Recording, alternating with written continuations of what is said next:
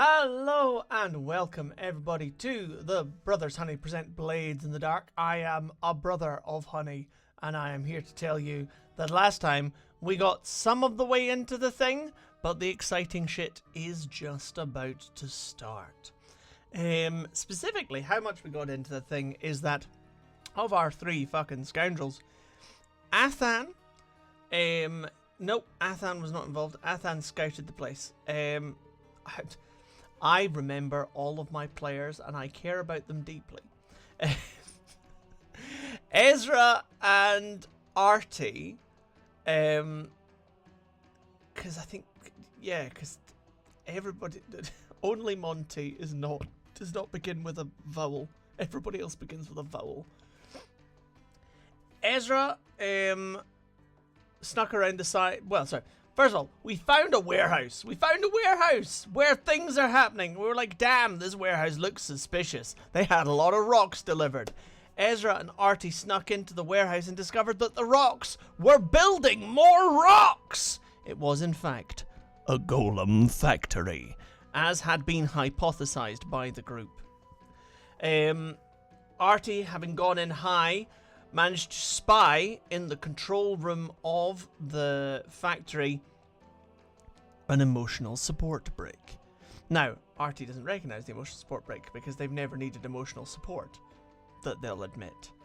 And Esra can't see the control booth because underneath the control booth there's a foreman's kind of shack, essentially. Almost like a storage container attached to the wall, which he has snuck his way into and is now eyeing up the constructs around. Now, something that did involve Athan the spy is that the last thing we did last session was we had a flashback in which Esra Abagini and Athan Heliask, in his guise as Lord Ashen. I was about to say Greyfallow, and I'm like, that's wrong. That's from a different fantasy, more successful fantasy series. Lord Ashen went to the University of Parlenar, where they were directed to the alchemy laboratories and met an excitable young man who told them about the modern practices around the creation of golems. That generally speaking, you're only capable of imbuing simple repetitive movements for short periods of time, and that the energy requirements for more complex motion and for larger constructs escalate quite significantly. So, essentially proving that what is going on in this factory is beyond the understanding of modern science. Modern magic science. Let's be very clear. But that brought us then back to reality. Now, let's go and meet some fucking scoundrels. In fact, let's play the game and see what happens. So, hello to our fucking scoundrels. Hello. Hello. Thank you for that warm and rousing hello. Would you like to tell us, how is Artie doing up in the rafters of this factory with a, not to put too fine a point on it, bird's eye view of the action? He is very much in a comfortable position where he can see the action as it unfolds, and hopefully nothing bad will happen. Nothing bad will happen. Ignore the clock that's currently up in front of our audience called Discovery. World's most famous last words. Indeed they are. Fraser, would you like to tell us how Esra is feeling crouched in his little hut, preparing some actions. I think he's just thinking about what he learned at the university and trying to sort of plan his next move. He understands Artie wants him to, he thinks, get up higher with him. So he's going to try and do that, but he is trying to assess the sort of capabilities of these golems first before making any further moves. Absolutely. I remember last time there was a discussion about whether or not golems can see. And I believe that the understanding from the university was that in modern golem construct science, giving golems senses was not so much a thing. It is more creating a guiding intelligence or motion and directing them, like puppets essentially, is the modern theory. Indeed. And then that brings us nicely round to still outside the warehouse. Jay, tell me, how is Monty? What's Monty doing?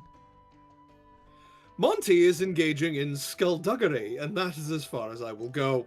I don't know, because I would like to start with you if you're happy to engage in some skullduggery. But if you want to keep it, Okay. it stumm for just now, then. So, Monty, we established in the previous time, because we laid a lot of groundwork about the layout of this kind of industrial area that we're in. Yep. Monty's in the neighboring steel mill,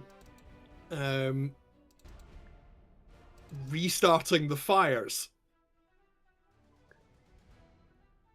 That's pretty good. And I found just the right music to do that, just as you said. Apologies for any audio issues while I did so.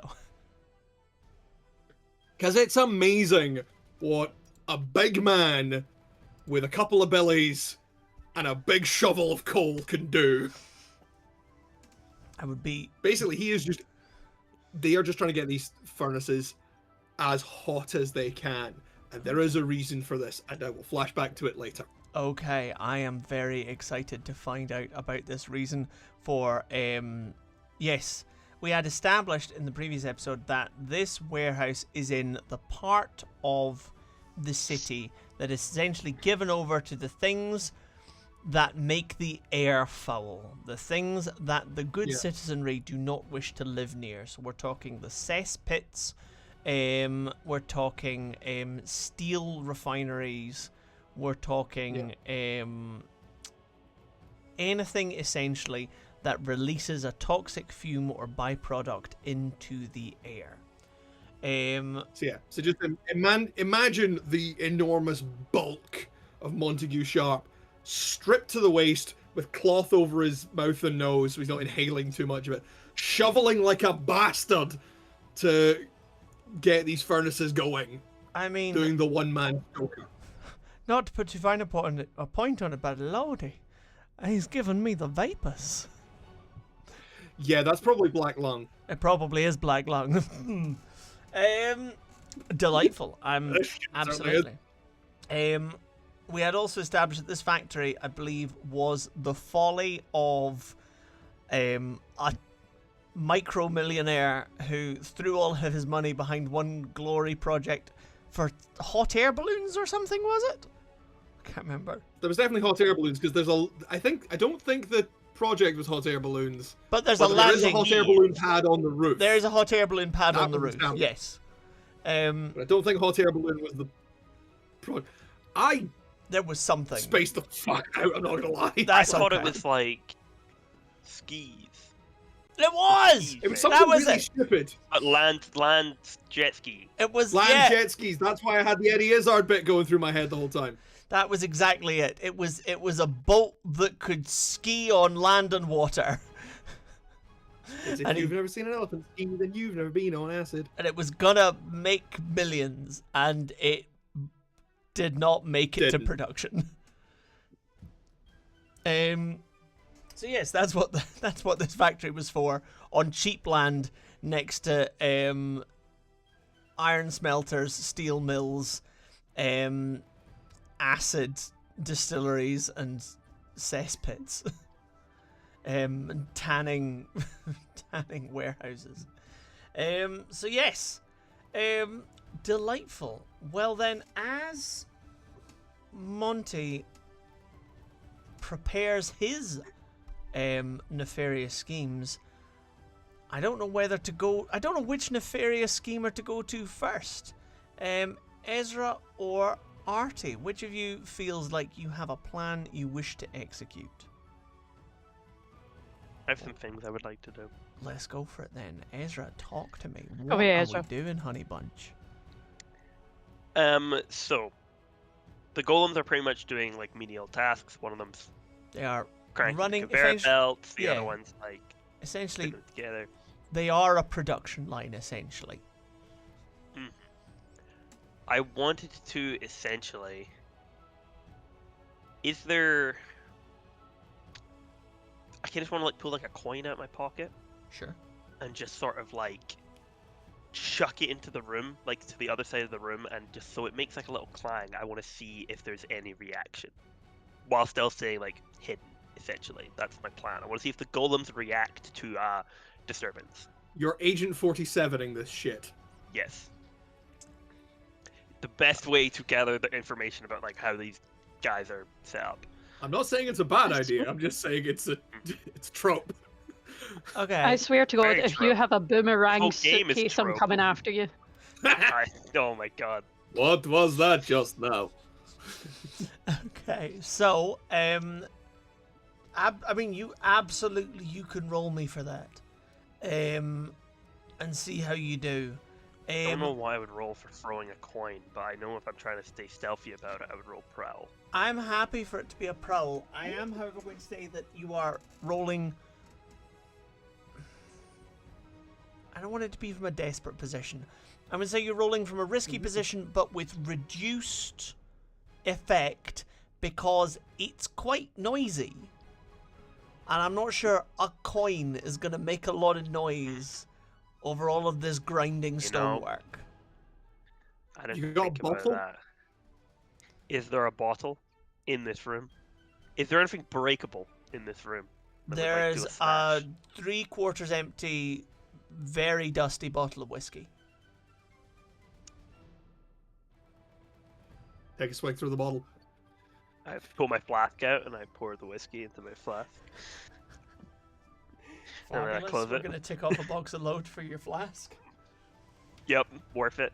And then I'm gonna chuck the bottle and just duck down, hide, and try and like see their reaction.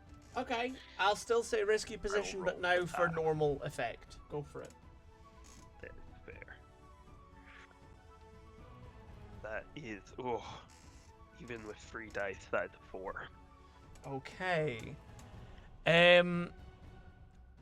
Makes Minor success. complication, we're going to add a tick on the clock. Nice and simple. Success, though, is that the bottle shatters against the far wall. In a noise that breaks through the humdrum grumbling of the factory. And there is a reaction in the room. Absolutely a reaction. It is, however, kind of like a video game NPC reaction. Like, the closest golems, like all of the golems stop what they're doing. The closest ones turn around and walk over to where the glass was smashed. Look around. Look around. Go walk out a bit. Look around a little bit more. Walk to different positions. Look around a third time, and then go back to where they were and start their work again. Must have been the wind. Must have been the wind, in fact. Must have been the wind. Yeah. Cut to any of a Skyrim guard with an arrow through his eye. Is someone there? So is there a way, like, up to this foreman's office? Yes. Where I'm in the foreman's office. Up Yeah, to the, sorry. You're in the foreman's control office. room. There are staircases and ladders up to gantries and things like that. There's absolutely one up to the control booth. But it's very well lit in here. Yes, strip lighting throughout. But you and the see fuse box is on the far side. Far corner, yeah. Yeah. Yeah. Remember, you're not alone in here. Yeah. You Well, have an so armed Artie's Artianus. also essentially Yeah. Artie's essentially also seen that reaction, so Artie now knows the same information I do, that like I'm not gonna be able to sneak past these guys easily while it's like lit. Yeah. Can I see Artie from where I am? Yeah, if they're up Artie on the signaled gantry? you before, so you know exactly where Yeah. Artie is. You both have eyes on So each other. I wanna like signal to the fuse box basically. All right. Now, And previously, point up at the light.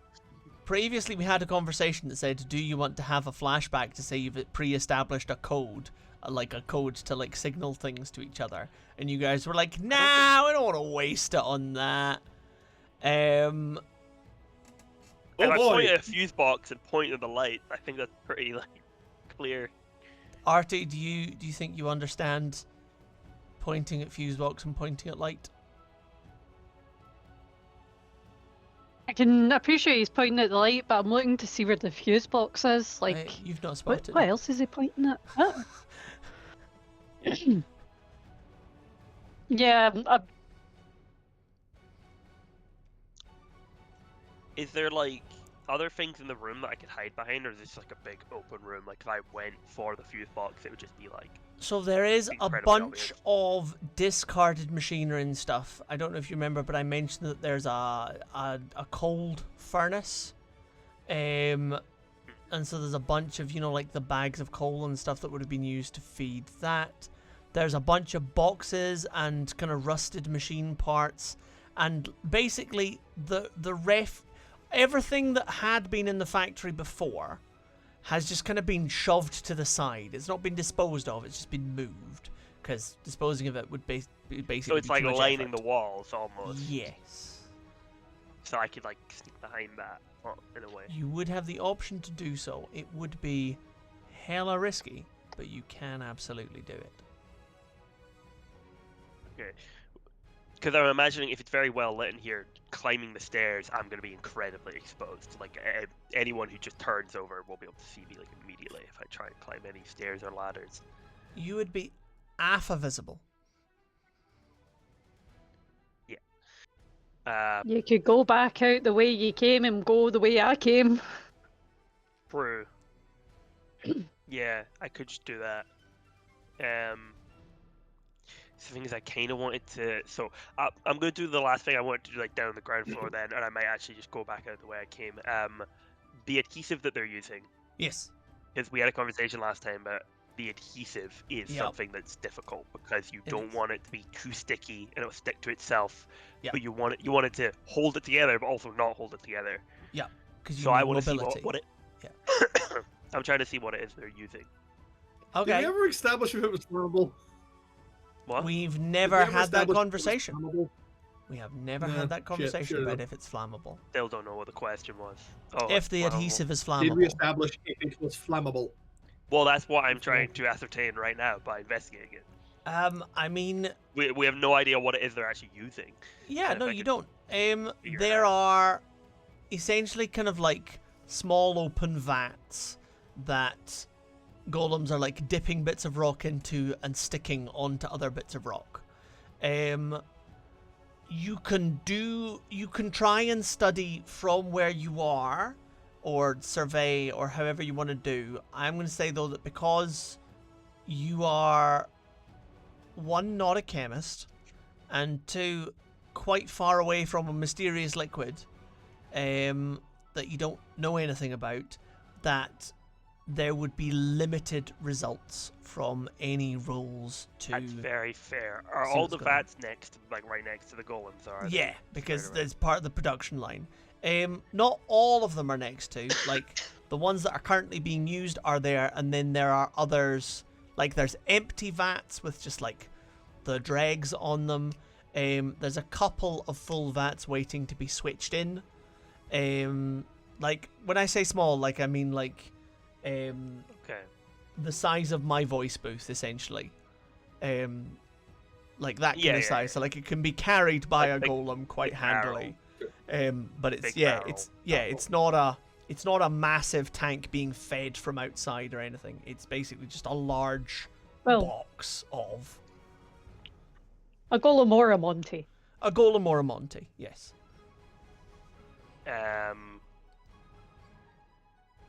Okay. The fuse box, I imagine, has a wire, like a big wire conduit coming out of it or something. It's got a bunch of get the cabling light. coming out the top, and obviously some cabling coming out the bottom as well, yes. Right. I'm thinking I can probably do something with that up the top if I get access to the wires. I don't have to take out the fuse box. I just have to fucking cut those wires.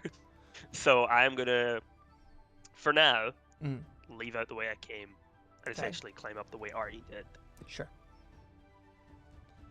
Alright, in which case then you make your way up the adjoining, back to the roof of the adjoining building where we had started. Make your way across to the balloon landing pad. Make your way down stealthily and expertly down to the same gantry as Artie. A gantry running very much like along the underside of the roof, sitting in fact above the even the control room. You are in fact as high up and out of the way and out of sight as it is possible to be. So does it kind of go wrap around the entire... It does 4 sides, and it looks like it was probably installed for maintenance of the roof and the light fittings. How do we access the control room? From here, you'd need to jump.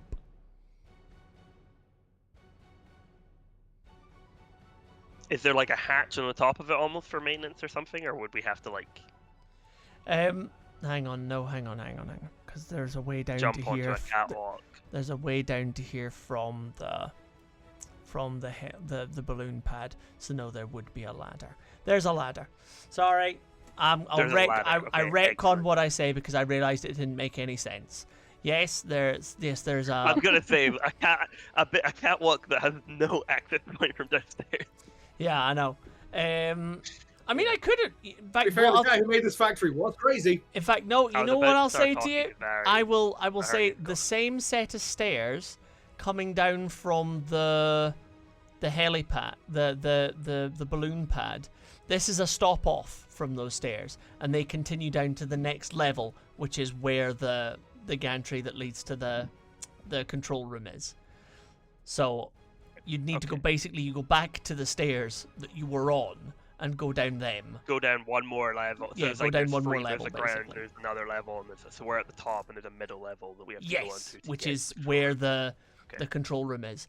It doesn't cover all 4 sides. It just covers one wall, and it's basically the control but room. we can and see then, into the control room from the top. Yes, so if you do exactly as Artie did, you can go around the gantry and you can see into the control room. Yeah, I essentially sneak up like. See, before Artie. you do anything, Fraser, Artie's going to wave over to Esra and go, there's someone in that control booth. Be aware. Oh, let me see. You That is surreptitiously the emotional sneak, support brick. and you see the emotional support brick, which Esra does recognise because Esra met the emotional support brick in the changing rooms at the big dragon fight, as it is now known. Okay, so supposedly this thing can talk. I do not know if it can. I mean, it must be able to What is see. it that's in there? I couldn't make it out. It's a brick. What Monty described to us. Okay. It's. Okay. It's I literally a don't brick. understand it either. It's literally a brick. Yep. No, I appreciate that. Well, I believe so. I imagine you saw the reaction the golems had. So we do have to be careful. I was kind of hoping that whoever gave them the command was being a bit lax and didn't tell them to watch out for intruders, but we can only get so lucky. Well, I am just aware that we are now up against a piece of masonry that does not care for a member of our party. Yes, Question well, for the party. Sorry, just a quick out of character question for the party. Sure. Do you guys want a distraction? not currently. Cool. Not yet. Because of what I'm about to say. Well, it is simply a brick, which means it probably can't quite fight back. And these catwalks, I'm not sure, are stable enough for a golem to walk on. So, or large enough even. A good course of action might just be talking to it. I feel it would be more beneficial for you to speak to it. I have no connection to this. Yes. Would you like to stay hidden, and I will... I feel that would be conversation with more Rick? advantageous. It means Esra that just- there's only...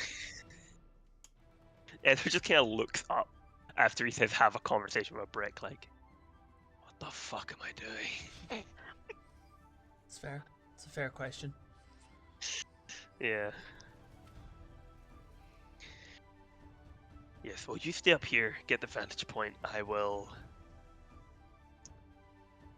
give you a signal. Have Fletch watch me. I will... Fletch will be with you and he can let me know of your progress. Yes. I'm trying to think of...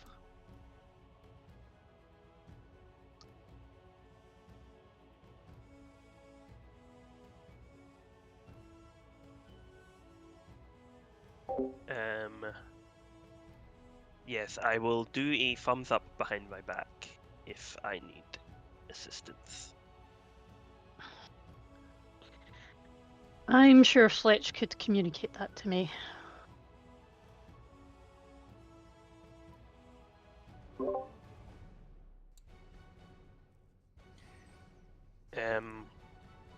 Well, yes, no time like the present.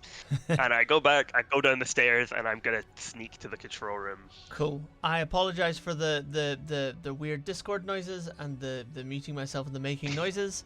I am preparing my voice. Y'all in the audience are about to see why. Ezra, you absolutely make your way down the stairs to the control room. There's no windows in the sides of the control room. The windows of the control room exclusively face over the factory, so you're able to make your way up to the door, unviewed and unmolested. I just go in. Delightful. You just absolutely just walk your fucking way in. Cool. Close the door behind me. Okay. Inside, there is a small golem. It's like up to like your solar plexus, so like just above kind of half your height. Right. That's kind of just quiescently standing in the corner, and then there's the brick sitting on the kind of control console for the machinery of the building, up against the window. I was really hoping it was sitting on like a spinny office chair. Alas, no, I'm afraid not. The spinny office chair is left. It's sitting on the control. The spinny office chair is in the room, but it's left abandoned, kind of in the middle of the floor. And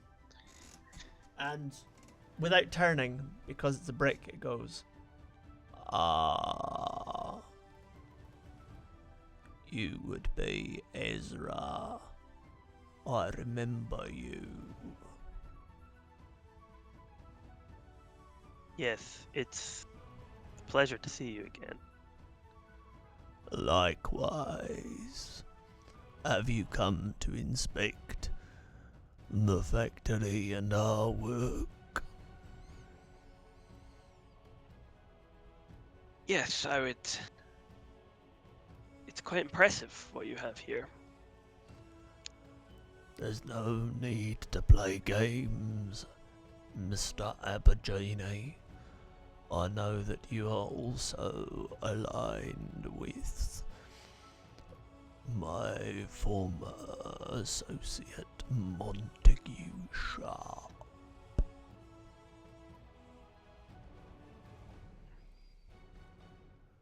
Well, that I am. I'm hoping that we can have a honest discussion about our intentions. Honesty is admirable at these times. I am sure that we, being two gentle folk of appropriate disposition, might be able to discuss such things civilly. That's what I was hoping. May I start with a question? Certainly. You're making these golems here. To what end? Are you working for Mayfius? The Councillor is currently financing the operation, that is true, and so he has some degree of sway over the outcomes.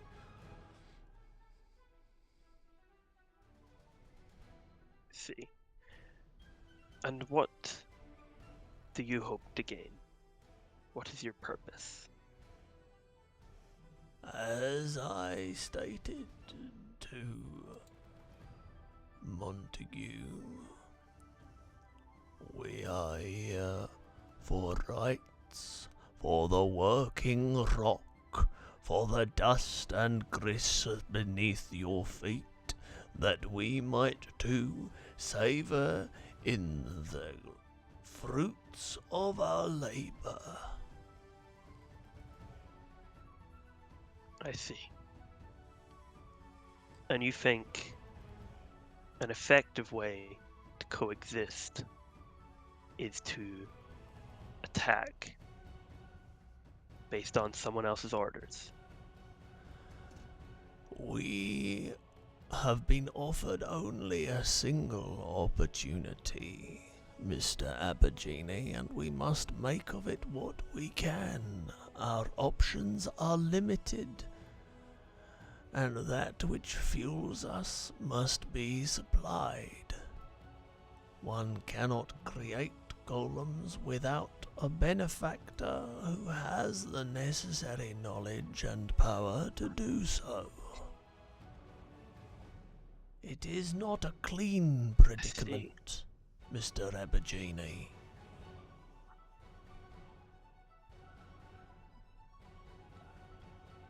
And these golems, I imagine they are powered by the Bloodstone. I see you've done some homework, but I'm afraid you are only half correct. How so? The true power of the Bloodstone is not that it imbues other things with its own power, but rather that it awakens the latent power living within beings. As such, it is almost limitless in its capacities. You see these little receptors we have attached unto our dear stone brethren? It is to aid in the transference of that signal, to help with the cohesion of the lived centuries of each piece of rock. I myself had such a depth and wealth of experience that when the signal reached me, I did awaken of my own volition. But others who have been buried in the earth for far longer, who have not seen the ways of civilization as I have, require more assistance.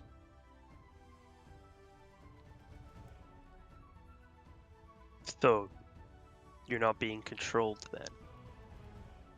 You I move am, of your own volition. You do as you wish. I am my Every own... one of you. He gestures to the golems outside. They are a little... No, I would never.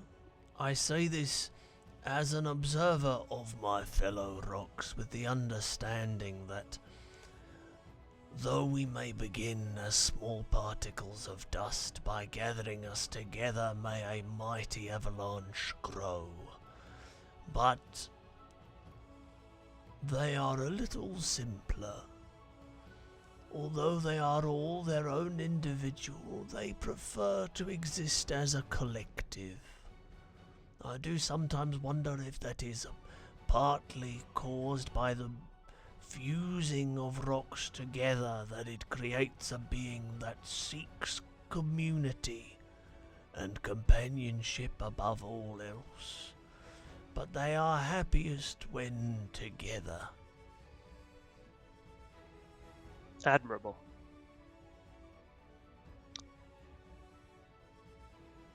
So, who calls the shots then? Well now, Mr. Is it you? Abergini, Or is it Maypheus?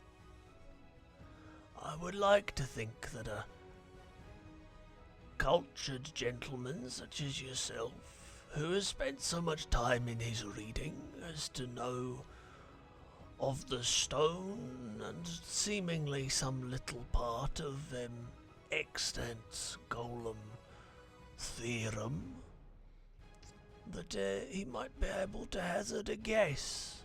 You see, Mr. Abergini, I am speaking to you now not in some altruistic fashion.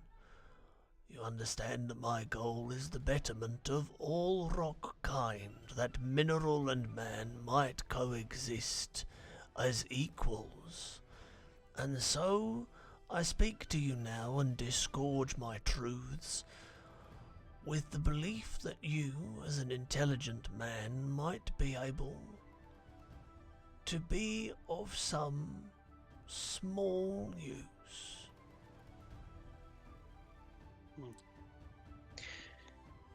Have I Yes. overestimated you, Mr. Abergini? I wouldn't say so. You said earlier you only have one opportunity. That is You've correct. only been granted one opportunity. Indeed. What if I could grant you another? That would provide Will you have the us autonomy? options.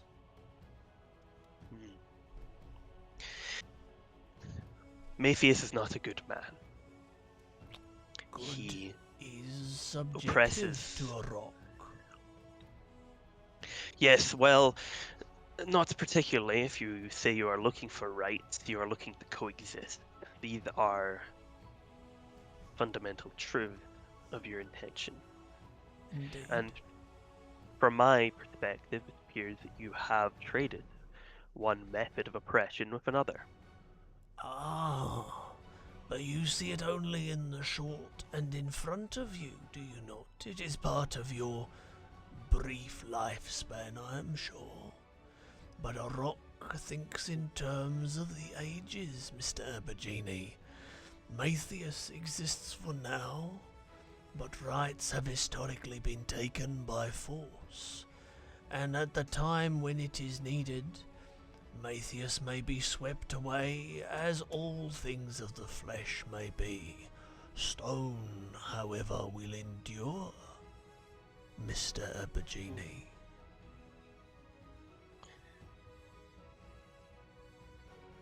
Right you are. The only thing that will remain from Maypheus's campaign in the end is how people perceive you. That Your legacy, true. so it will. Now, if Maypheus is looking to oppress, do you wish to be the oppressor or the savior? Which is likely to grant your people a more secure cohabitants. Oppressors get toppled.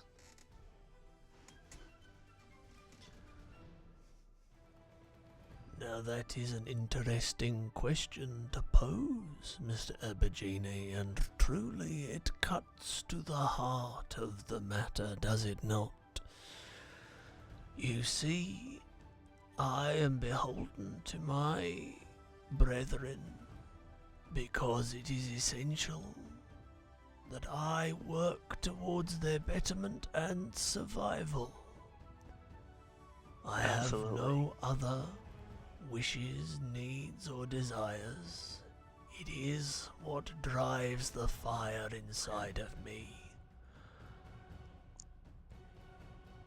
But that must mean that I must also think to what will bring them the greatest good.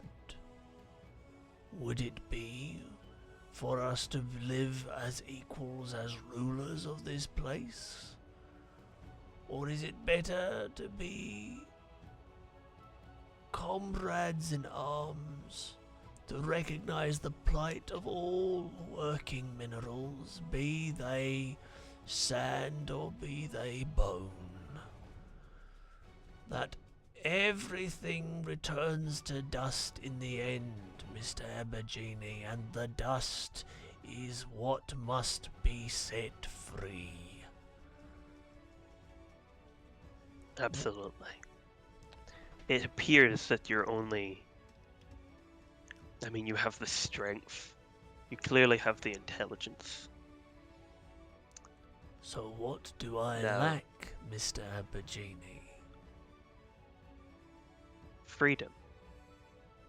The one thing that limits you is Matthias has the Bloodstone. What if you had the Bloodstone? If I had the Bloodstone, if such a thing were in the possession of we who are made of its very fabric, then we would never need to fear for our own survival and existence.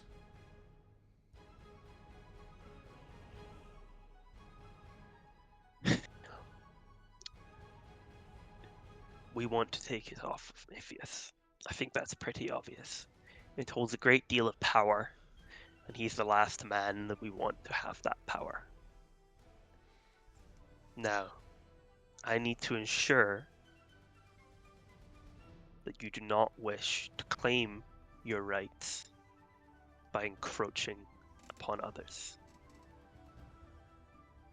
That is not something currently desired by the collective, but I cannot promise it will not be sought by generations to come.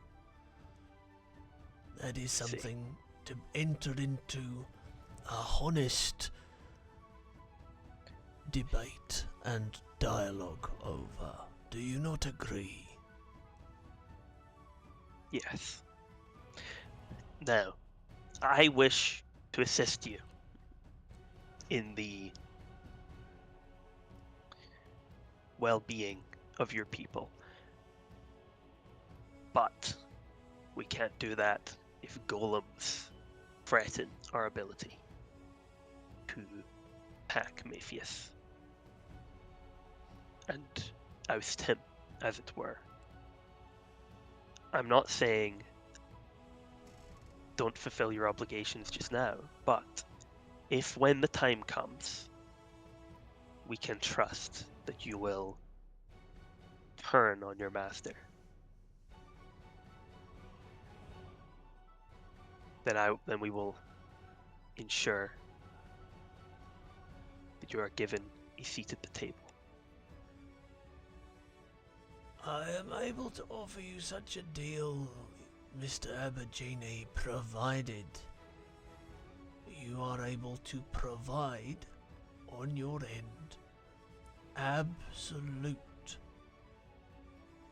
and I do mean absolute, proof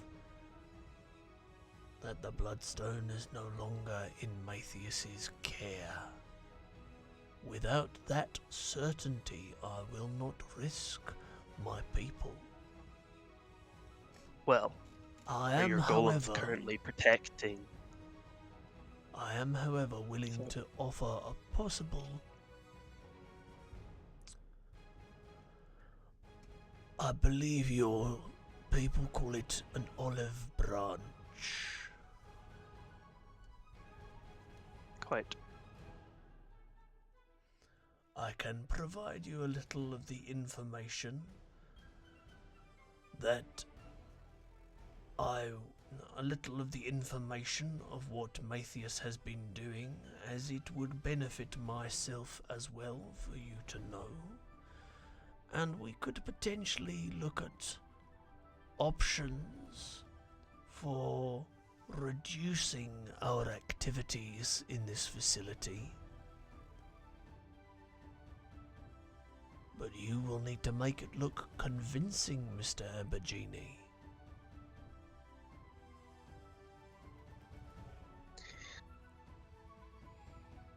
Oh. I'm sure we can come up with something explosive. Shall we talk then? Yes. It may be best for me to get to my associate. I think that would be best. I had thought I had detected the presence of a magical creature in the rafters. I can only presume that that is that accursed bird.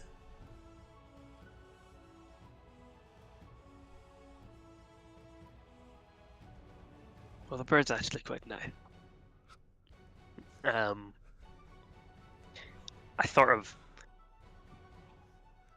kind of look around for Fletch. Fletch is just up with Artie, as is assumed whenever nobody tells me where Fletch is. We said Fletch was going with Fraser, Esra, to give a signal if needed. Oh, well then, Yeah. Fletch has been on your shoulder this entire time, and she goes, Artie, I assume you just heard all that. You can't respond to me. I look at the window. Fletch just kind of It like appears stares we've at you come with to his an big agreement. mad fucking eyeball, and like shakes a tail We've feather. come to an agreement. Yes. I believe some of our preparation was in haste. But yes, Artie, you obviously. Oh, we have should the probably power to- stop Monty. Because Artie, you have the power to look through Fletch's eyes and hear through Fletch's ears. Oh yeah, no, I was watching in and the listening the playbook. whole time. Delightful. Yeah, of course. I just always assume you are. Only when it comes to Esra. Indeed. Cool. Shall we collect the gang? Why I feel ever? like this doesn't need to be as much of a stealth mission as it ended up being. That is fair. Cool. In which case then, Artie, you make your way to the control booth. Are you guys gonna go and get Monty as well? Send Fletch to go and get Monty? I mean, I'll Yeah. start. Yeah. Okay. I would say we should. All right. Then. I tell you, I quickly write a message for Monty so it can be communicated since Fletch can't actually talk to Monty. Yeah. Yeah. That's fair. Monty's so ready to blow something up. Fletch flies over into the steelworks to find the shirtless Monty sweating and covered in carbon. And Monty, you feel the talons latch onto your shoulder, and you see a little scroll next to your earlobe. Eh? Get the fuck over here. We got a rock. Shut it down, lads. We're not blowing anything up today. Oh. I know. Poor Bill. Get back down. Get back down the tunnels. It's a shame, boss, but all right. We'll do it if you say so. I know. I'm disappointed too. I really Let them wanted to cook blow some food something on up. the fire at least. I mean, it's gonna last for bloody ages. If you want to make your dinner, go ahead. The pressure's already too high. They can't stop it. Already cooked several rats on the hot pot, boss. Good lad. Good lad. Artie sends them provisions. What the fuck? Hey, well cooked rat is a good thing. No, he liked rat. That in He had fairness, like a bunch. Everyone else had sandwiches. that was I liked rat. in fairness, that was Billy Joe Bob Joe, who is a bit strange. Yeah. Okay. Good man to be near things that you shouldn't inhale. Before Monty gets there, I am gonna just have a quick side with I speak to the emotional support Brick and I go, "Do you have a name?" Do you wish to Brickless. call you?" Brickless! I really like Brickless. Well, is that now? I've never been given a name from the human tongue. We don't think of ourselves in quite the same terms. We rocks. Well, Also, what should I call that's you? your discovery clock. Aye. Discovery clock is pointless at this Aye, point. it's gone. Congratulations. Congratulations, you discovered and revealed they're like, yourself. You revealed Cool. ourselves. Yeah, what should I call you? I do not mind. Whatever you There's a knock feel on the suits. door. The door is open. You make your way in. And Monty follows not long after. Well, I wanted No, to talk to him. it takes me a minute to get in. I wanted to talk to him before Monty got there. Alright. Okay. It takes me a minute to get in. But I'm I'm gonna asking his name. I'm asking his name fucking first. clean myself off and get redressed. And he, and and he come from next basically door. gave you free reign to call him whatever. I'll call you Rocky. Did you just call him? Did you say, what did you say? I'm not a very creative person. Rocky. Rocky. I mean, you are what you are. No. I feel I could say you almost There's a feel level of a disappointment kind in of the room. You guys come up with it. you almost feel like a kind of condescending, just like baleful gaze from the You'd be like this one. yeah from the brick going. I see that you would not like to go and name the room at large then. Question: Answer. was that racist? Nobody has perpetrated racism against golems yet. They haven't existed long enough in this kind of form with sentience. I don't know if you picked Okay. up. He literally just said, "We don't care about names. We don't think about names in the same way as you do. Do whatever you want." Didn't And I just say he went, didn't like, care the about simplest thing I names. could possibly Yeah. think about. Didn't say Fraser. they care. It said they don't consider themselves in the same way that you do. They think more in terms of the collective than they do in terms of the individual. That doesn't mean that calling one Rocky is Yes, well, we'll a bit like workshop it calling you then. fleshy.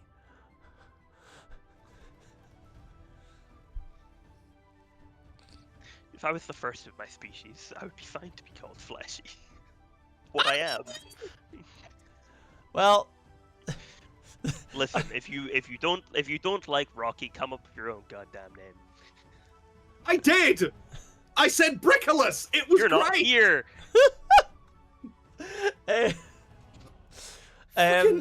Call him I'm gonna- Titan or Mason.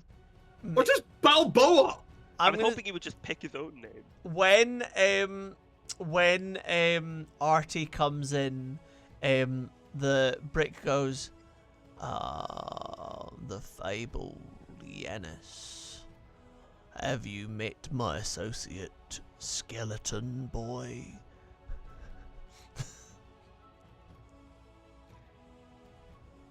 I I kind of look to the brick and look to Esra and raise an eyebrow.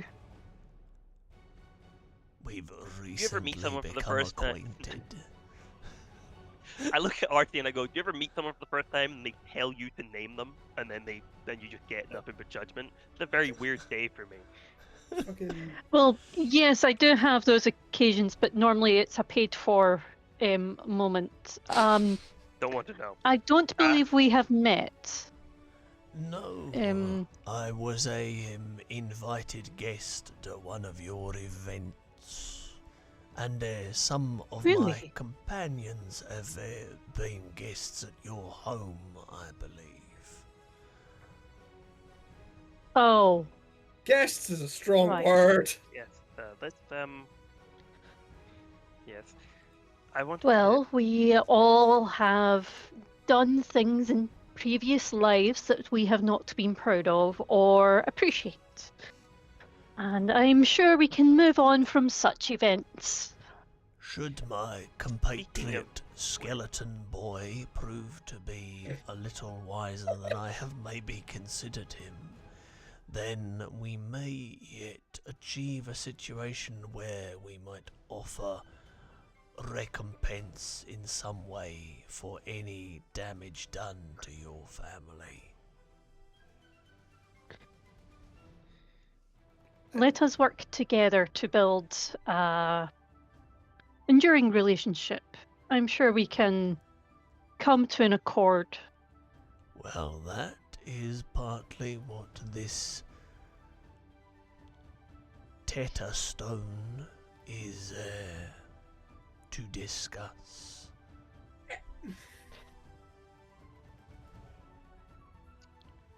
You keep saying skeleton boy. I am assuming you're referring to Artie gestures to Esra.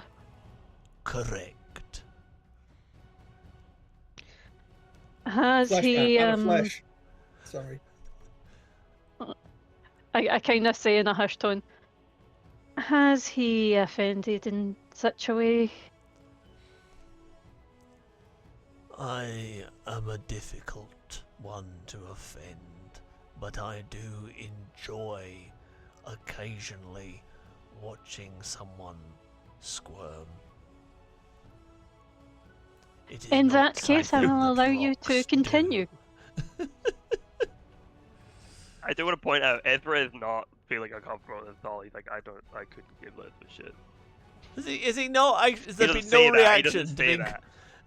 But Artie He's came in like- and he was he's like, just- this has he's been a just long like, day and a "Ugh." weird day. It's Yeah, not he's even like, that- this is a weird day. I don't understand why I'm getting why I'm getting lambasted nasty by a reaction. rock. Yeah, I don't understand. Like, I think, and if anything, Ezra's just a bit taken aback because I felt like he was very straightforward and now he's just being petty for no reason. I'm like, okay, that's the way we're gonna go. Yeah, there's a little bit of that. And he says about making recompense. I do just want to try and maybe clear some things up. I know you may have some animosity against Montague for leaving you behind, based on what he told me about your last conversation.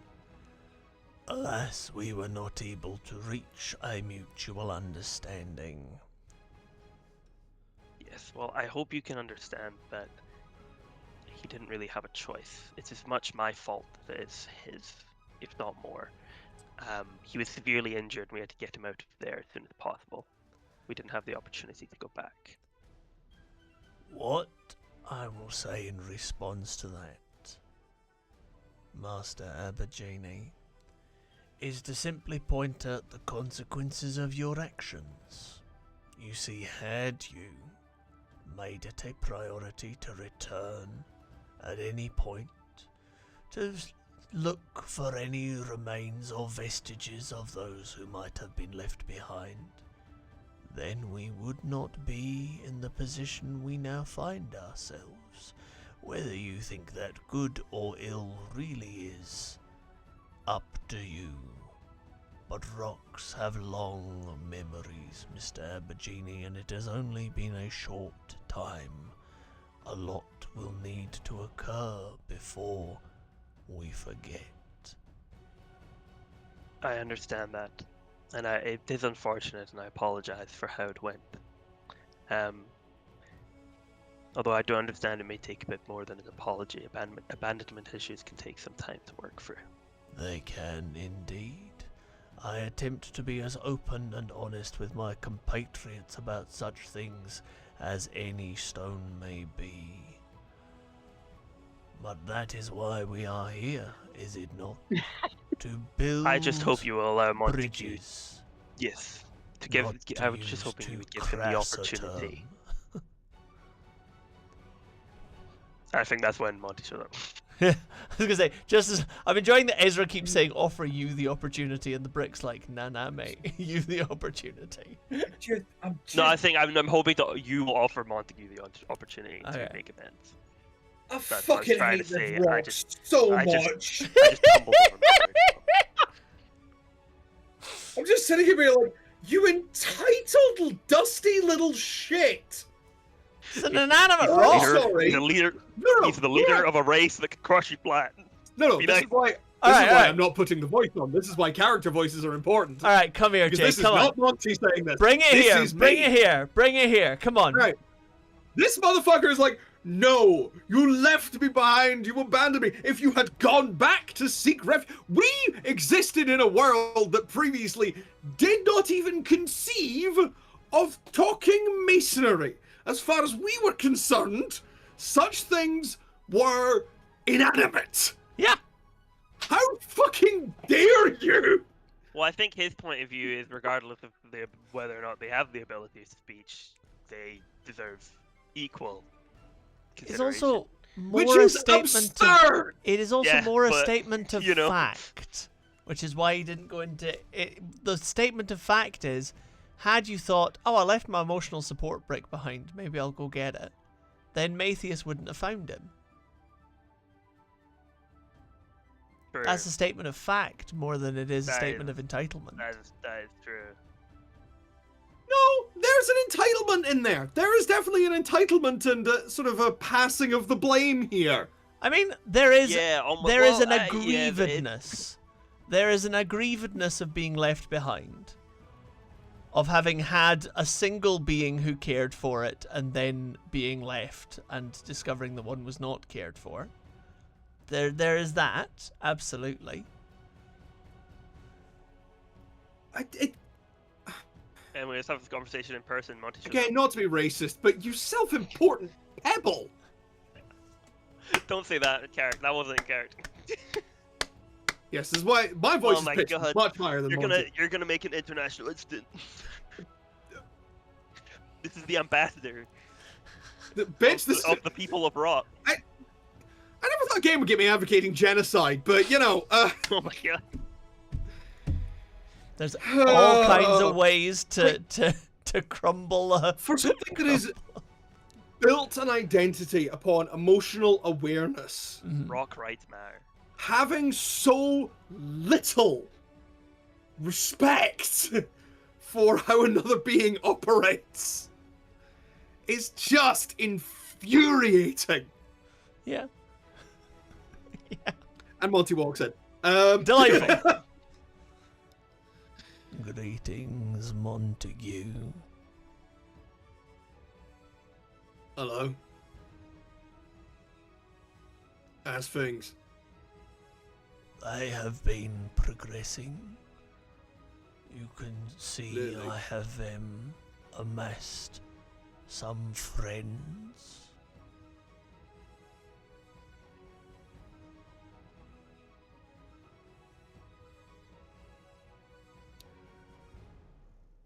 Yep. You certainly have.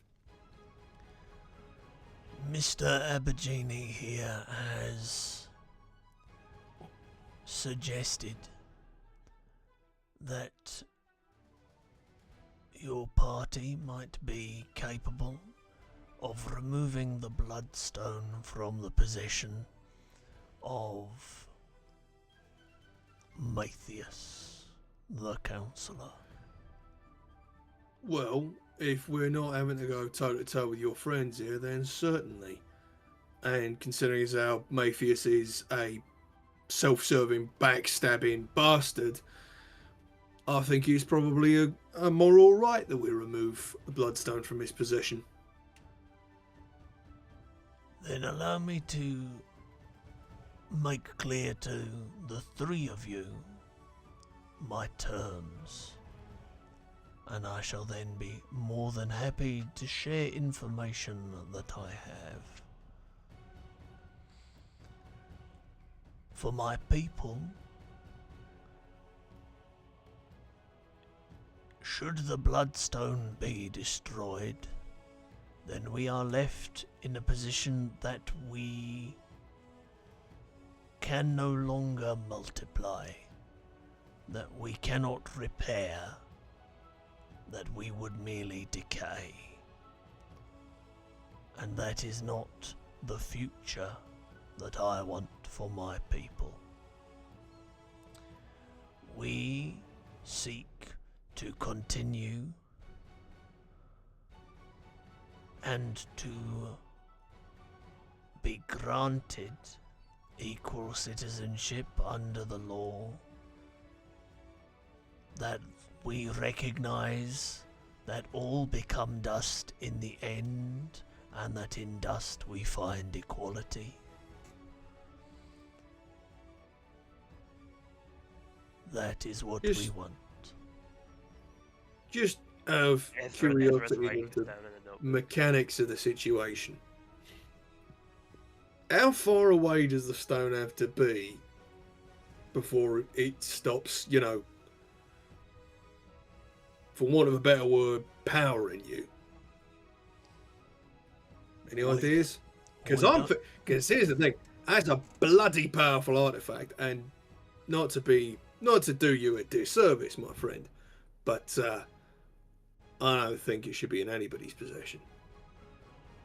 We don't know how far away it would need to be.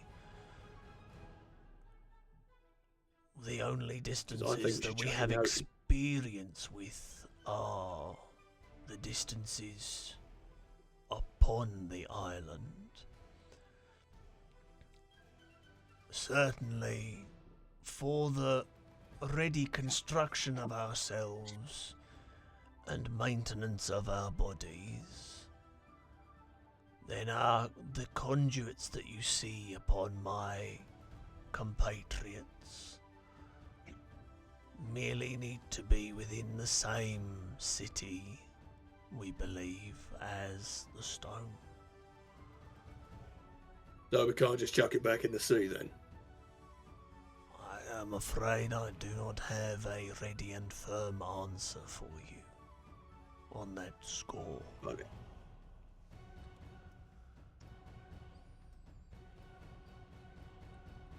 So that thing's turning people into monsters. Yes, your first term is essentially access to the Bloodstone in a manner that will allow you to continue to multiply and repair yourselves if any of you should come to harm. That is correct. Right. I'm sure that could be agreeable, but no one, as Monty put, no one person should have control over the Bloodstone. So a controlled access based on multiple mitigating factors would probably be best. A not single ownership, but shared ownership, responsibility of many parties. That be agreeable? We would be agreeable to enter into a cooperative relationship for the management of the Bloodstone, but we would not be willing to accept it being in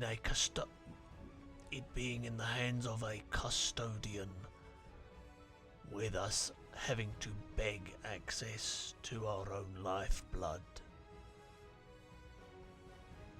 Of course, but you do have to appreciate that you are not the only living beings that are affected by the Bloodstone.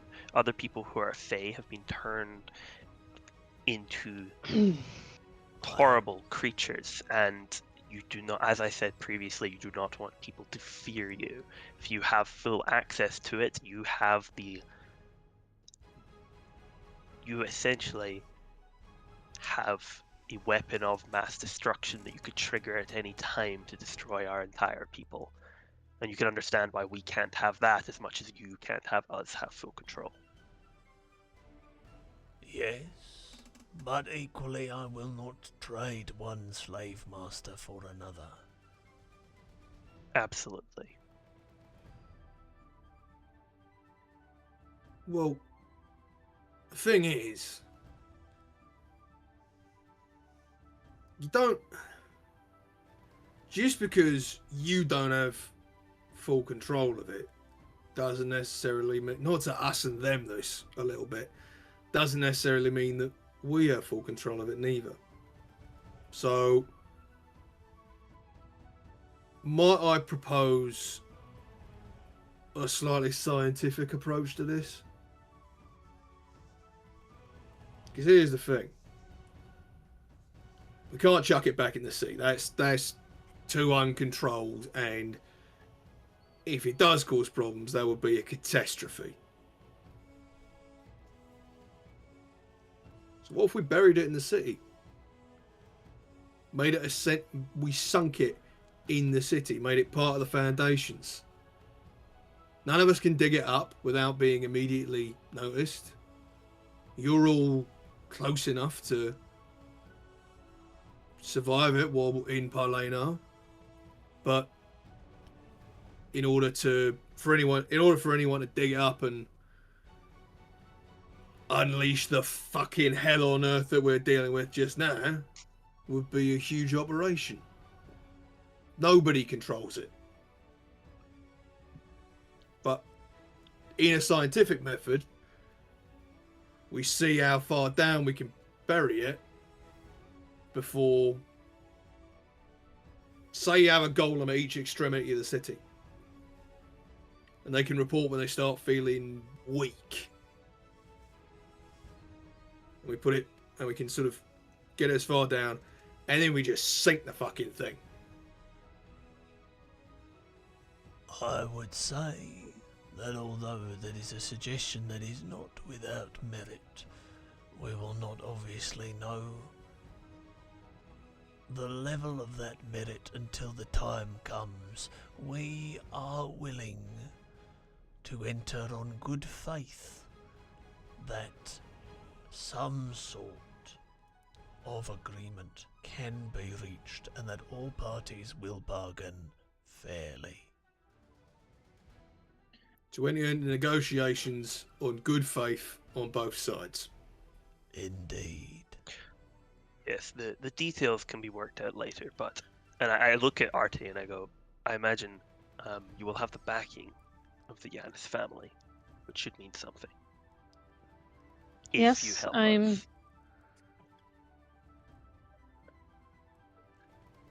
None of us are exactly expert diplomats, as it were, so this is... I think what we can best do here is we can take your terms, and then the minutiae can be debated at a later date by people who have a better grasp on the ramifications of these things. That seems like the wisest situation given the current state of things. Was that all of your conditions, or? That is enough to be getting along with. Of course. Now, let me tell you what this factory is for. You may have noticed that the previous golems that you have met did not have their receiver on the exterior. As you remember from the last time when looking around, Yes. and Monty, you can see this from where you are, that the golems on the floor, and the ones being constructed, have essentially a big glowing weak spot in the central solar plexus, quite visible. Yeah. Yes, they were buried in the ones we encountered previously. That is correct. We are being forced to rush production due to a large order of golem soldiers to be shipped off to the eastern continent, where Matthias seeks to destabilize some of the families and bring more of the city under his sway. At this point, you just see Artie like go into his breast pocket and pull out a cigarette and just start sparking up, going, "Oh, fuck this." Thankfully, due to the current lockdown, there are no ships sailing, but that will soon change, and we do not like the water. Yes. It would be in everyone's interests that any and all golems placed upon these barges be returned and not sent out to be soldiers fighting in a human war. These receivers that you're putting in the golems, Indeed. does the bloodstone need to make contact with the golem before they activate, or are the receivers already imbued with its magics? Within a reasonable proximity, such as within the confines of the city, the receivers are able to naturally absorb the bloodstone's magic and thus convert the ambient magic and age of the rocks into anima. But if they're being shipped off to the eastern continent, won't the bloodstone have to come with you? No, but as I said before, one could not create more without the bloodstone, and one could not repair without the bloodstone. You see, the life in each rock is exactly as I say. It is the life within each rock. When another stone is added, that is a dead stone. And without the anima to guide it, it is merely additional weight. And so, this, I'm gonna throw this to you, Fraser, just because Esra was at the university and Esra did have golem theory explained to him. Yeah. Now, when it was being explained to you previously in the flashback with Athan, one of the things that was made very clear was the huge quantity of energy that is required to force stone to move. Particularly forcing multiple stones to move in their own pattern, to animate them. That is not what is being described to you. And thus, making clear the bloodstone is not a battery. It's more like an ignition spark. Yeah. What the it's more like, it's activating what is the latent energy that's already in the rocks. Exactly. Much the same as it appears to have done in living beings. It has taken that which is present and turned it into anima, has turned it into a life force. So the rocks are essentially alive. These golems are essentially alive, but each individual stone is alive. The fusing of them together essentially creates a kind of little moving collective. So you don't need to...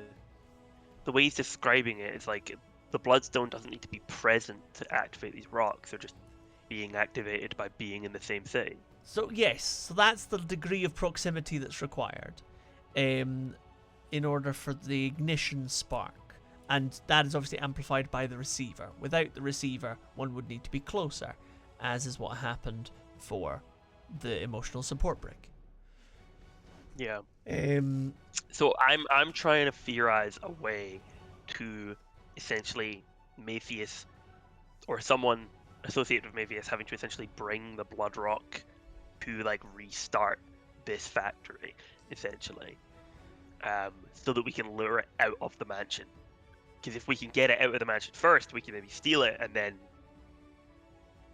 we don't even have to assault its place. We assault its place after the fact with an army of golems. That is best case scenario.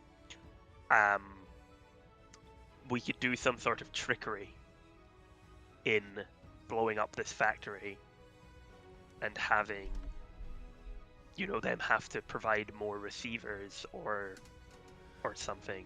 And I'm just not entirely sure how it works well enough to know if they would need to take the Bloodstone out of the mansion at all to do that. So blowing up the factory would obviously give a good excuse to stop manufacturing new golems. Yes. To put a temporary hold on that. It also gives a good opportunity for any of the golems already extant to disappear. To go in hiding, yeah. Indeed, until everything is wrapped up and done. But beyond that, you would need to come up with your own plans and machinations.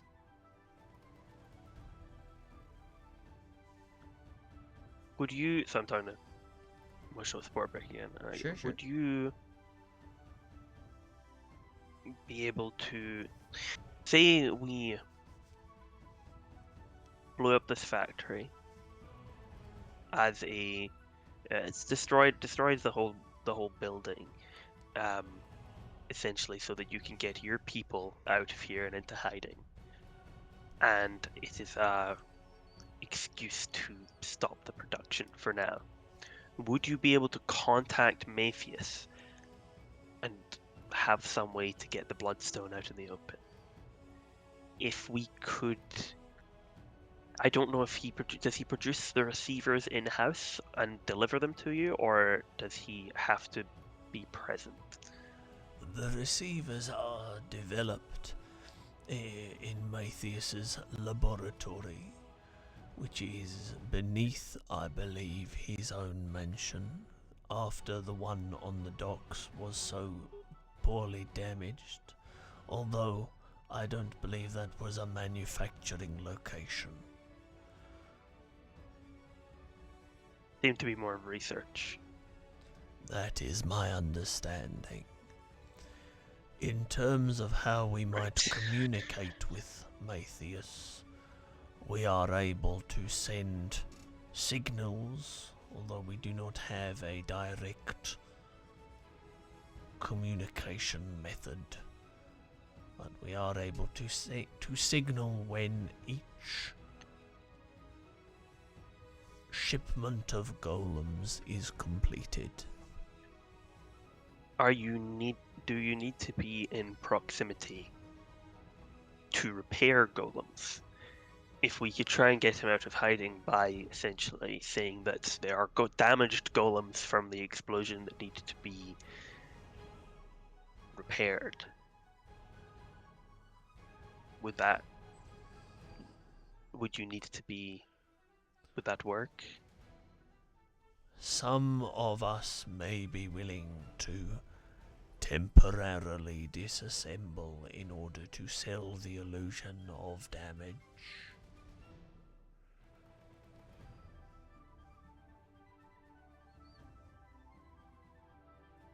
Well, I'm more asking, does the Bloodstone need to be in proximity for repairs to happen? Only if the receivers are damaged beyond repair, and no more were available.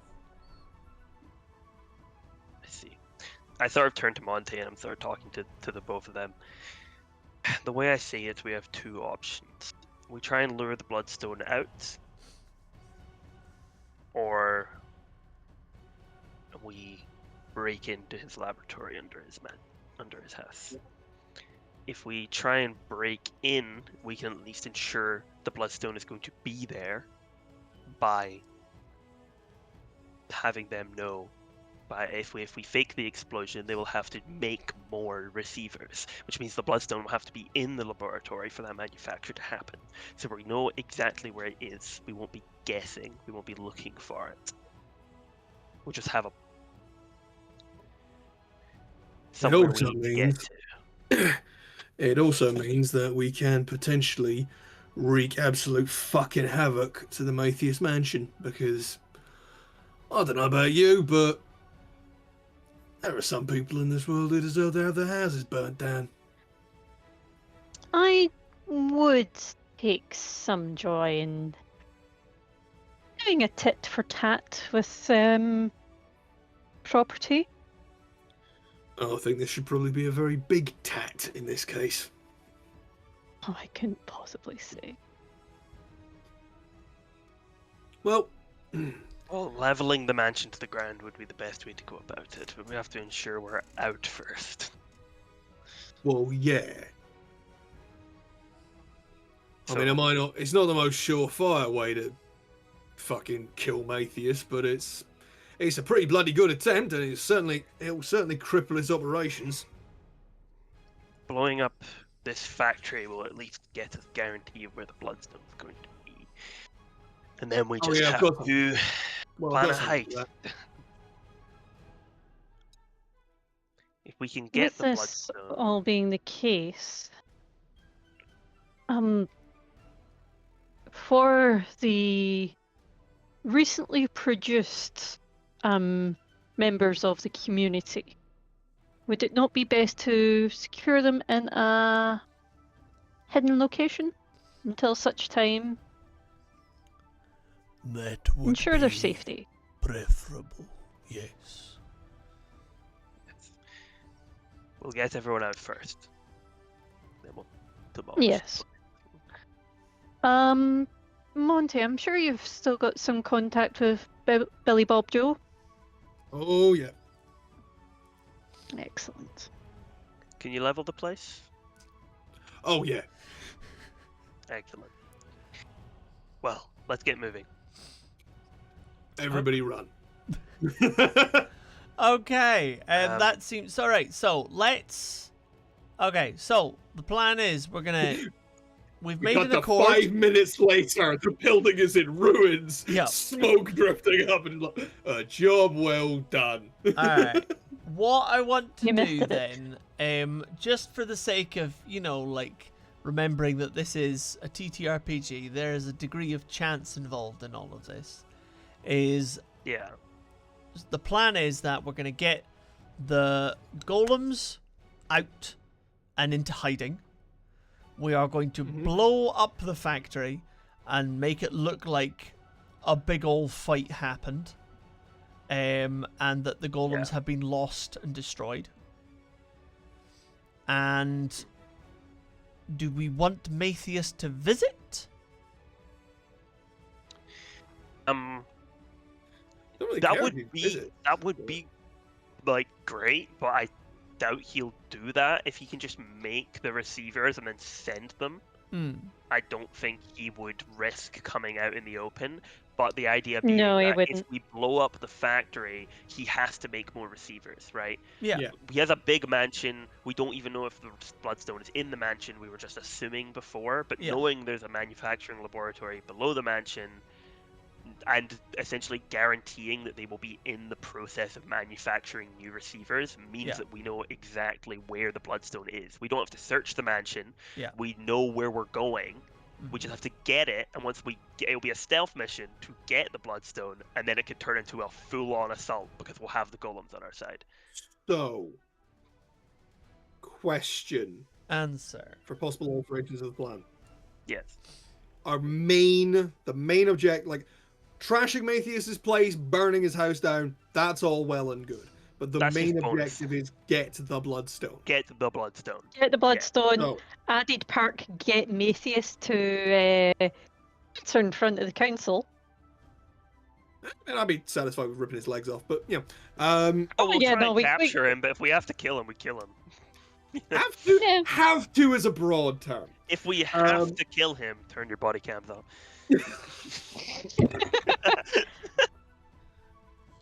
So They came right for me. He's reaching. To adjust for the possibility where the Bloodstone is not in the mansion. Yeah. Athan has been watching Matthias's mansion. Yeah. Since he stopped. He basically went from the investigation of this factory to Matthias's place to keep an eye on that. If we could intercept the Bloodstone as it's being transported to the mansion, because if it's not there, it's got to come from somewhere to get there. Ooh. If we could intercept it in situ, that would probably be easier than half-inching it out of the laboratory. And that's not. If we can find the Well, supply room. That's So not far call off that like a I think he was saying, yeah. call that like Yeah. a plan A, like call that plan like 1A, and then I just doubt he That would fails do to that. Is break the it. thing. I just doubt he'd take it out the mansion when he has a Well- manufacturing. But like that would be ideal. Yeah, that would. but be also very the good. mansion's an Gentlemen. obvious place for it to be. Yeah, because If it's he incredibly was secure. transporting it in situ, that sounds like a heist for a different time. That's the thing, is if we could, if like we're blowing this up, and he's going, right, I need to move the fucking thing, and Well, I'm hoping we build can the have teams. Rocky talk to him and essentially say, all the receivers are broken, we need more to continue the work that you asked us to do. Those free fuckers that we all hate blow up the factory. And then like because he needs the golems to do the next part of the plan. If he says like either we need to repair them or we need to make more receivers, then he either has to make receivers in the laboratory below his mansion, that's the place he makes them, or he has to come out to repair them with the Bloodstone. It's one of the two. Whichever one ends up happening, we do that plan. in that case, stealing it when the stone's on its way into the mansion's a really bad idea, because that implicates Rocky. And It you doesn't don't want matter, to we implicate can- your we can latest ally. We can implicate Rocky if we get the Bloodstone. Who cares if we implicate Rocky? What is Matthias going to do against golems? If we have control of them, not control of them, if they're on our There's side. two parts to the Bloodstone. There is a Bloodstone and something else. We don't know what the something else is. That's the don't thing, know we if- don't know that yeah. there's only one stone. We don't know if there is something else, but we do know that the Bloodstone is what. gives Rocky them said there was power. something else. No, Rocky said the Bloodstone and the receiver. Ah, okay. He uses the Bloodstone to make the receiver, and that imbues the rocks with their own like natural anima. Essentially, it awakens their own anima, and it's essentially like a way to get around using the Bloodstone individually on each one. Yeah. But he can also just like use the Bloodstone on a rock, and it's alive now. No receiver required. The receiver just allows them to essentially like be a distance away from it and not have to interact with the Bloodstone, which is best for Matthias because he doesn't want to be walking around with a Bloodstone all the time. You know, It's he the wants it to be equivalent secure and hidden. It's the equivalent of talking to a guy versus making a radio broadcast. Yeah. Exactly. We speculated there was more artifacts on the Bloodstone because there was 3 dive locations, Yeah. right? But we don't know if there are more artifacts. But we do know that the Bloodstone is what gets the golems on our side, and the golems are the most powerful force he has right now. They are kind of the thing that is tipping the world in his favor. Things we need to show Rocky proof that we have the Bloodstone before he can tell the golems like attack Matthias. And I'm not really sure how we'd have to get in the mansion and then out the mansion again, show it to Rocky. Well- Or we could bring Rocky with us. Oh, that I mean, sounds like either a we bird. could use Fletch to do that, or Monty Rocky team up redemption arc thing. I was gonna say. Oh my god! A buddy cop drama! Yeah, I'm so Fletch here for a going to buddy cop Rocky and drama with Monty and a brick. I was kind of picturing you tying into Yay! your back when we do this mission, and just like Picture them both like in like a Chevy convertible, like the brick is just in the passenger seat with like a set of sunglasses resting in Yeah. front of it. so the second we get hand on the Bloodstone, the golems will be on our side in that instant. That is best case scenario. Everybody Because was I'm not sure. I'm not sure this concept. Fletch telling. I'm not sure Fletch telling Rocky counts as absolute proof. You know, because it's just our word. For the plot. For the plot. I've gone on this fucking tirade about how much I hate this fucking brick. Yeah. God damn it! This brick who is putting his own personal grievances fully aside because of a greater, higher purpose. Yes, as is Monty, but I am distancing myself from my character. I am not giving my character my opinions. Very wise. But also, fuck this rock. In the meantime, we have a place to blow up, do we not? Fantastic! In which case, then, So- I am happy for this to be... I'm happy for this to be like you can do it as a group roll, or you can each roll something individually, just basically to see how good a job you do. This is going to be completely from a controlled position. Yeah. I'm gonna do what I was originally gonna do, but slightly differently. Because I'm not gonna lie, I didn't actually have that much of a plan. Fair. When I was saying I had a thing in mind, I was lying. I was desperately trying to think of something. I was pretty sure I was gonna blow up this. Yeah, I was gonna try and blow up the steel mill as a distraction, so that everybody looks that way, and then possibly kick the door in, and scream the word "Brickless." I was thinking I've if been on that one all session.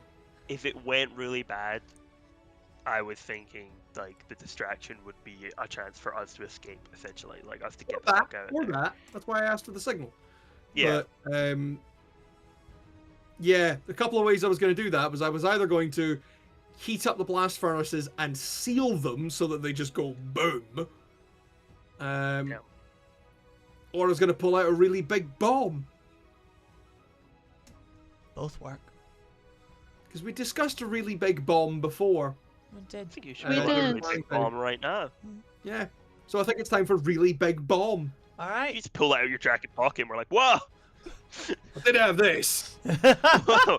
Okay, let's get Take clear off first. 4 boxes of load. Really big bomb. I will take off all of my load. All of your load. The only thing I brought. Che, don't You had, blow your you loads had too this really fast. big like a backpack this whole time, and you're just like, yeah, Exactly. it's just filled with bomb. It's Yeah, just loose sticks of dynamite in a No, backpack it looks like it's just full of clay. with all like Semtex. It's just a fucking big old wad of plastique. Just like I just want you to know, Jay, that I've just written down 6 load RBB, real big bomb. yeah. I think I'm, BFB has been taking the yeah, it's doom coded essentially. FHB. Fucking FHB. huge bomb. FHB. That's it.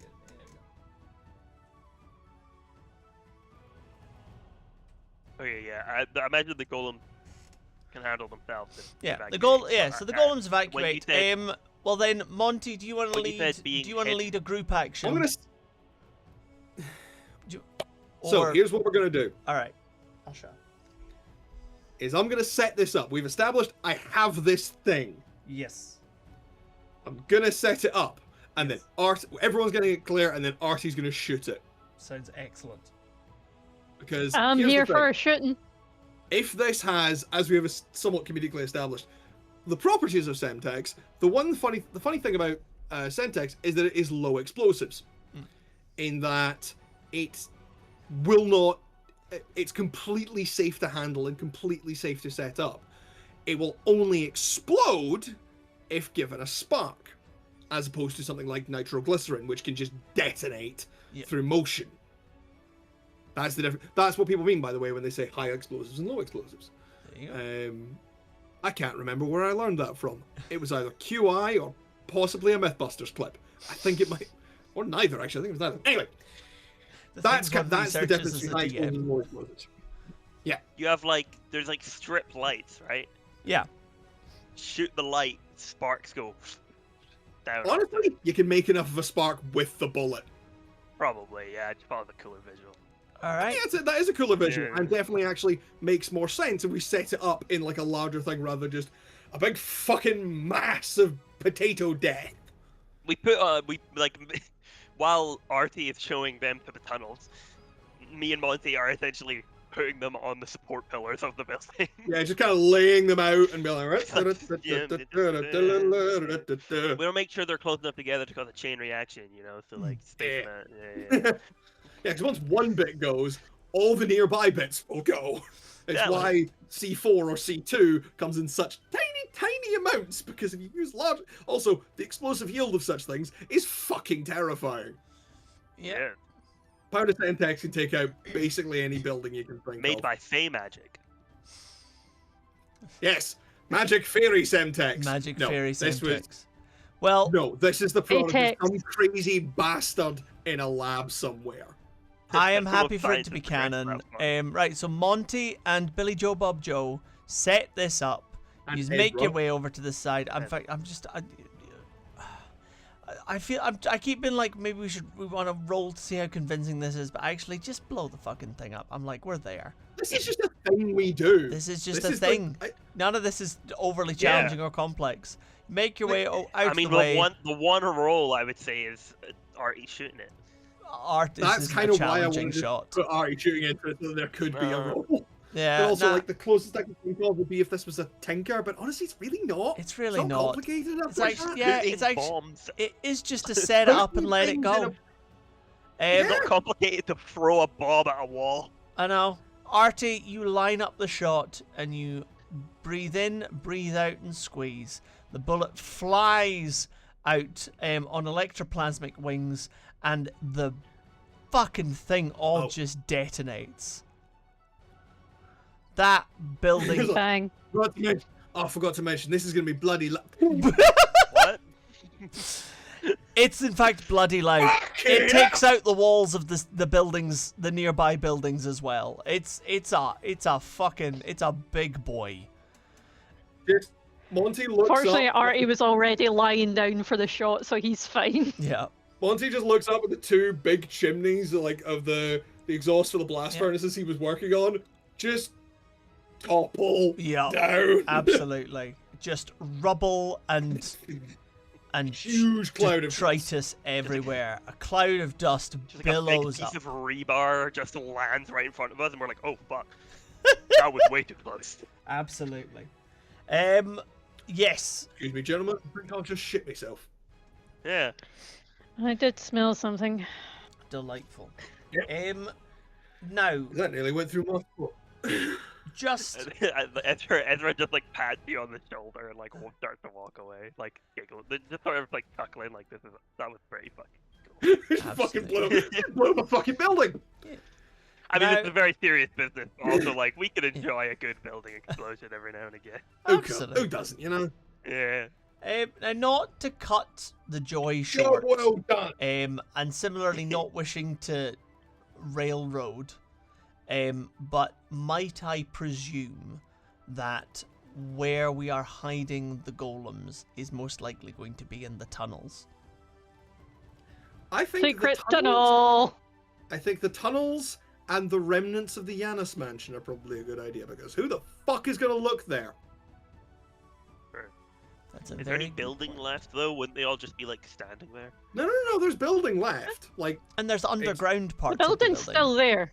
yeah, my understanding was that it was trashed, but it wasn't Yeah. like level. It's not like No. leveled. Okay, that's It's a bit burned No, out they now. destroyed the aesthetic. I get that. it's Yeah. a bit burned down. Just a Nobody's smidge. gonna. Who the fuck is gonna look in the Yanis mansion?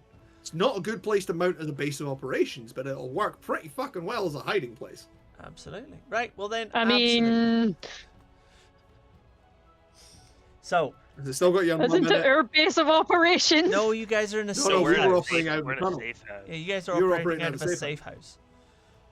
Because the house was no longer safe, so you had to go to a safe house. Yeah. Right, in which case beautiful house. then, Alright. I'm gonna say that we managed to make our way pretty uneventfully through the tunnels, get them tidied away into the mansion. All is well and fine. As we are making our way out, however, Monty, you notice that Billy Joe Bob Joe is no longer behind you. Where the fuck did he go? Is he off hunting rats again? Problem, gentlemen? Monty Yeah, we've lost a Billy. and Artie. A split second before you feel it, Fletch bristles. You both feel the pins and needles ripple through you. And Esra, you don't feel the pins and needles, but what you do feel is your ears pop as the air pressure in the tunnel changes. Oh, What was that? We've got company. We've got danger. Artie loads the gun back up. There is my stump on. Monty fucking squares up. There is. I spent all of my load on Reload your arms. Yep, you spent all of your fucking load. Henry Cavill. You hear a kind of gravelly squelching sound coming from behind you down the tunnel.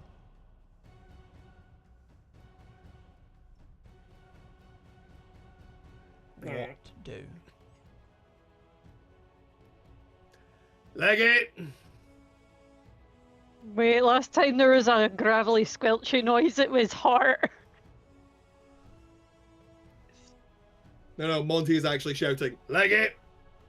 Oh, okay. Because we have a few Billies and we have the golems.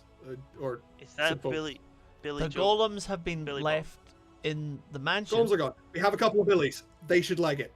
Billy Joe Yes, Bob Billy's Joe leg it. is missing, remember. I had a few with me. You did have a Yeah, no, few. no. So we'll say you got... Yeah, So the others should run for it. The others run. Okay. So Cool. we have Get you... them out of danger. Okay, so you three are holding position. Yeah. Okay.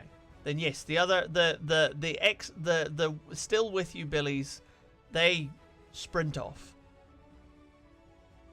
And Yeah, because they know their way down here a hell of a lot better than any of us do. they do indeed know their way. So I guess then you are facing back down the tunnel towards the sound.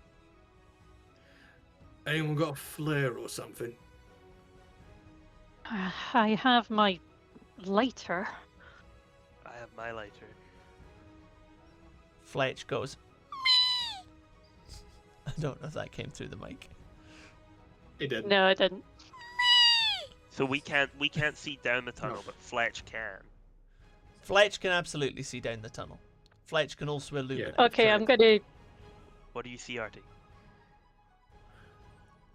What do your eldritch Because I eyes share. I resent that, gentlemen. Can I see via Fletch? You can indeed. What Fletch can see down the tunnel is a dead end that wasn't there before. Oh, buckleberries. The dead end Oh. looks at you. You hear Oh. further grinding and squelching as it ripples forward in a kind of undulating mass of globules of flesh, teeth and mouths emerging and disappearing as eyeballs roll through positions as it begins to power down the tunnel towards you. What's happening? I can't see shit down here. We got company. Mouths Where? and eyes. Oh, brilliant. Remember, you can tell Teeth break. Fletch to illuminate. Was. I basically like raise my hand up for him to do it. Fletch releases a bright greenish blue undersea brilliance, illuminating the cave in murky colors. And you can see the thing glinting as it rolls towards you. Oh, fuck. Ezra was kind of in like a ready position, and he just goes, "We can't fight that." You can't. You can't. Good Artie looks up to the ceiling and sees if there's any loose rocks. There are plenty of loose rocks. He takes out his gun and he aims it for right above the creature and tries to cause a cave in on top of it. Roll me. For you, shooting is, I think, pretty well stacked to hunt. Because of your class.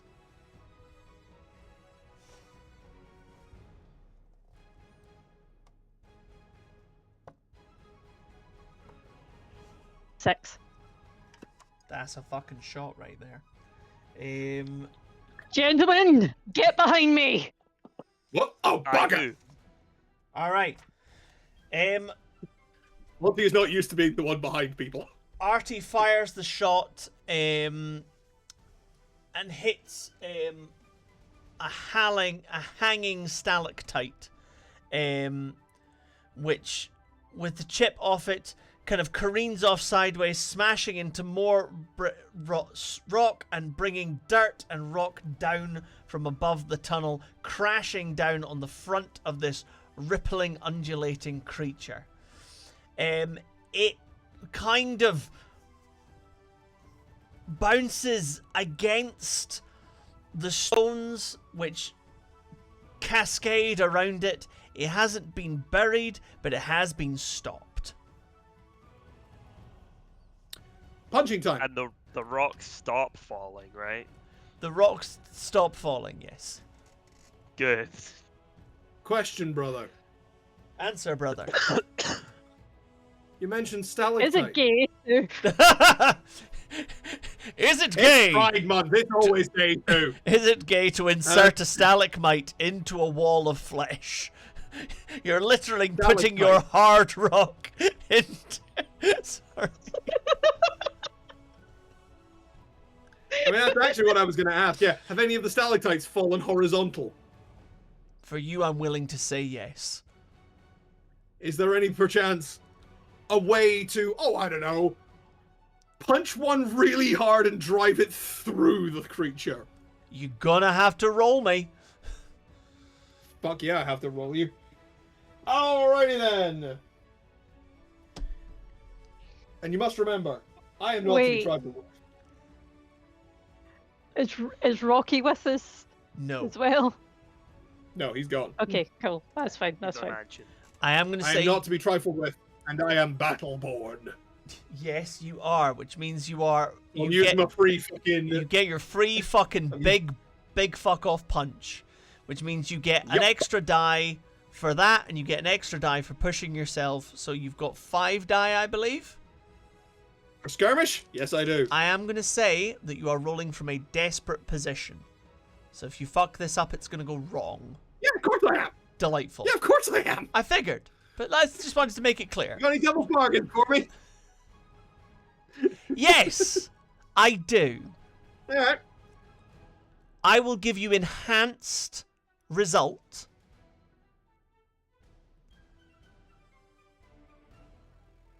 But you're not going to like it. No. No? What's a better way of phrasing it? Because I kind of result, but you're not going to like it. Sorry, Chris. That's a bad deal. I really want you to take this. Okay, I will give you a spectacular result. Don't take it. He wants you to take it. Because I do want you to take this. I will give you a spectacular result. I will Chris, give you a spectacular result. Something will go wrong. I just need to say this. Yes.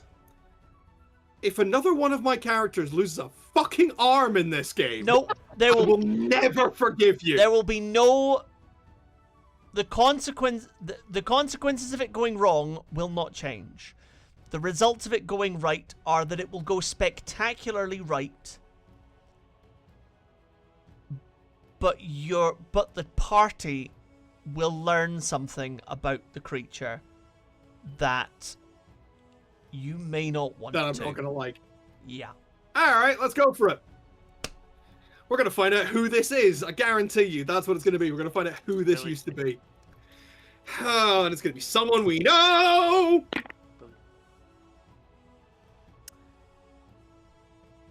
Hey.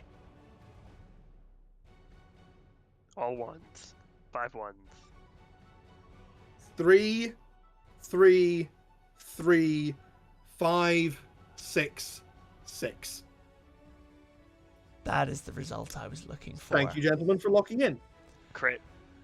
Crit, crit, crit, baby! Instead of punching, because you don't have your knuckles, you open hand strike it to spread the force. But you also overclock it because you're freaking the fuck out. And actually, by overclocking and it having stopped, the force that you generate literally split. Like, think of, like, you know, when the anime, they throw the punch and all of the air disperses around the punch. That is what happens with this. You hit it, it flies, and all of the dust disperses out of the way, and it flies cleanly through the wall of flesh, which pops like a fucking ripe balloon. It just molders and deflates and disintegrates slowly into a pile of squelching viscera. You have completely killed it. Tell you what, I've hit a lot of things in my time. None of them fucking smell that bad. I just sort of walk up behind him, like, in a daze, hand him my flask, and go, I stand corrected. Oh yeah, thanks, mate. And I'm gonna pour some of it on my hand. Ah, fuck. Oh. Artie, you... Them rocks is sharp, mate. Artie, you see that Fletch is no longer on your shoulder. In fact, Fletch appears to be picking around the remnants of the creature. Fletch, no, get away from there. That's not teriyaki. You don't know where it's been. Fletch picks something shiny out of the puddle of flesh and flies it over. I go... And drops it in Artie's hand. And what we are looking Fletch, at what is a pair of goggles that you all recently saw on the forehead of Billy Joe Bob Joe, who fell behind in the tunnel not 2 minutes ago.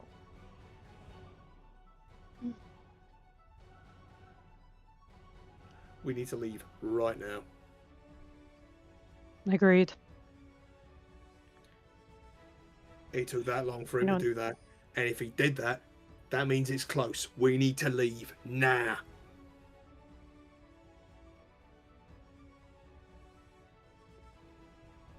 And that, Let's go. I think, is where we're going to end our session. A little earlier than normal, but it was essentially a half session, so apologies, and I really wanted an early bed. But thank you so much for coming out tonight, and meeting the and meeting the things in my brain. You can, of course, catch up on all of our episodes, including the one before this, to give you full context on the YouTube at The Brothers Honey on YouTube. Links in the box somewhere. And also, please come find us on Discord, where we announce that we do things. Jay? Speaking of Discord, I have something to plug. Oh, we have a thing to plug? I have a thing to plug, yes! Delightful. If you come into our Discord, you'll be able to see in our wonderful show-off zone the works of an artist called Leo Cypher, who is apparently very open to commissions, is looking for all things great and small art-wise. Please give them a contact. That's Leo Cypher, Lio CYPHER. You can find them on our Discord page, or if you just reach out to them directly through Discord. I'm not quite sure how that works anymore, but they're open to commissions. They want stuff. You can find examples of their artwork in our show-off zone. Please go and find them. Go and support them. As Jonathan and I have said countless times, we are both freelance art people. Jay obviously in video game design, myself in theatre. We firmly believe that when you have the ability to do so, you should support the arts as best you can. Obviously not everybody has the ability, but if you do have the ability and the resources, please do spread it around. It is always hugely appreciated. In the meantime though, if you would like to know how everyone's feeling after that particularly disgusting ending, you can come find us in our after show on Jay's Patreon. So we'll see you there.